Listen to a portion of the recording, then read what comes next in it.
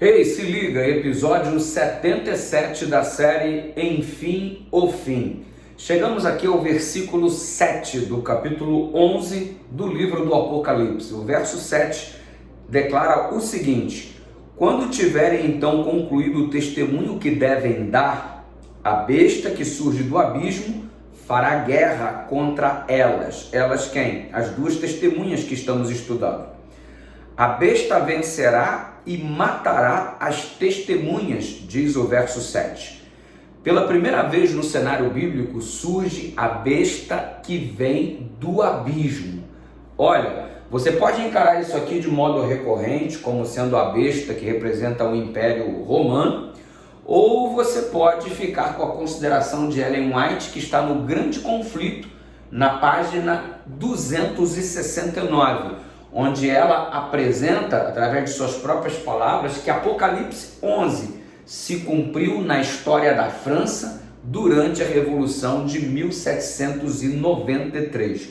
A Revolução Francesa, ela começou ali em meados de 1793, se estendendo a 1798, enfim, durou um certo período. E durante todo este período, a França emerge feito uma besta descrita aqui no verso 7, que estaria ferindo as duas testemunhas. Chegamos à conclusão no vídeo anterior que a própria palavra de Deus funciona como a representatividade das duas testemunhas, equivalendo assim o Velho e o Novo Testamento.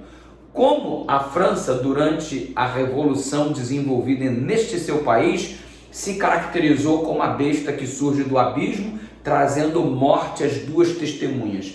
Quando você observa o desenvolvimento da história, inclusive narrado no próprio Grande Conflito, na página 274, você nota a seguinte declaração de Ellen White: a França incrédula fizera silenciar a voz reprovadora das duas testemunhas de Deus.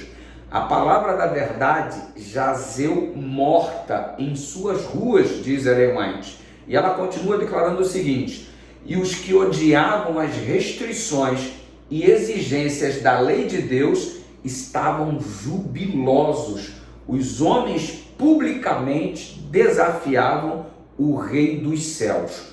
O caos espiritual se instaurou no país chamado França. E olha, pasmem diante de tudo isso, porque a França foi a única nação do mundo relativamente a qual se conserva registro autêntico de que, como nação, se levantou em aberta rebelião contra o autor do universo. Exatamente. Só para você ter uma ideia, Ellen White vai declarando assim: profusão de blasfemos, profusão de incrédulos tem havido e ainda continua a haver na Inglaterra, Alemanha, Espanha e outras terras.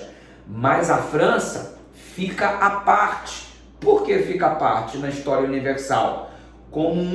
Ela foi o único estado que, por decreto de Assembleia Legislativa, declarou não haver Deus. Imagina só a Assembleia Legislativa se reunir para fazer uma declaração e registrar isso em documento: Deus não existe. E em cuja capital a população inteira, em vasta maioria e por toda parte, mulheres como homens dançaram e cantaram com alegria ao ouvirem a declaração.